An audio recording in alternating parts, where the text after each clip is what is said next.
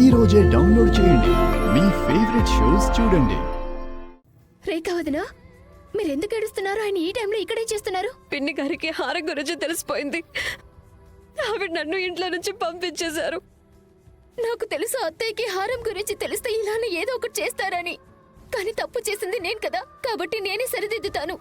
నేను వెళ్ళి అత్తయ్యకి నిజమంతా చెప్పేస్తాను. ఈ హారం నేనే దొంగతనం చేశాను. వద్దు ఉన్నతి, నువ్విలా చేయడానికి వీల్లేదు.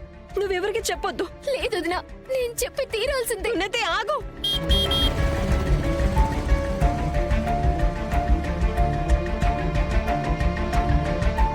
లేదు, నేను ఇంటికి వెళ్ళలేను. ఒకవేళ ఉన్నతికి తెలిస్తే అత్తయ్యకి మొత్తం నిజం చెప్పేశాను నేనని. అండ్ నేను తనకు ఒక మాట ఇచ్చాను, ఈ హారం విషయంలో తన పేరుని బయటకు రానివ్వను అని. నేను ఇప్పుడు ఇంటికి వెళ్ళలేను.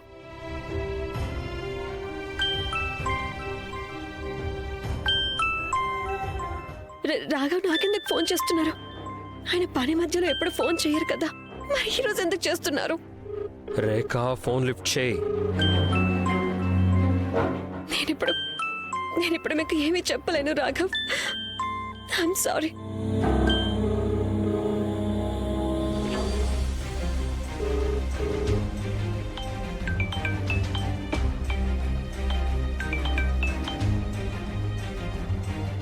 రాఘవన్నయ్య, పూర్ణిమ, రేఖకు ఫోన్ ఇవ్వు. రేఖ నా లగేజ్ అంతా ప్యాక్ చేసింది, దాంట్లో ఉండాల్సినవన్నీ అటు ఇటు పెట్టేసింది. అందులోకి ఇంపార్టెంట్ ఫైల్ ఉంది, అది నాకు కనిపించట్లేదు.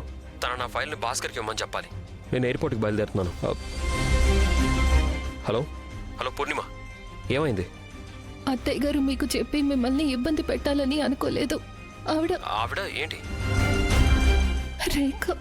రేఖ ఏమైంది? అత్తయ్య గారు రేఖని ఇంట్లో నుంచి గెంటేశారు.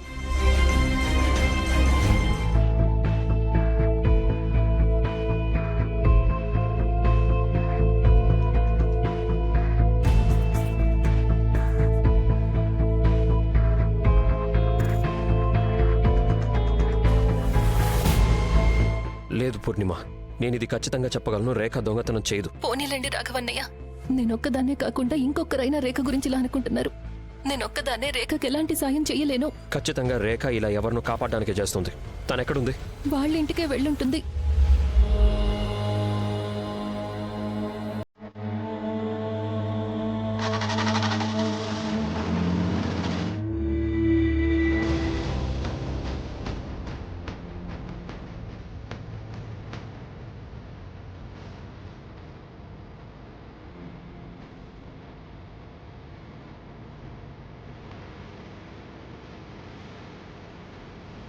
రేఖ గురించి ఎవరితో మాట్లాడుతున్నావు?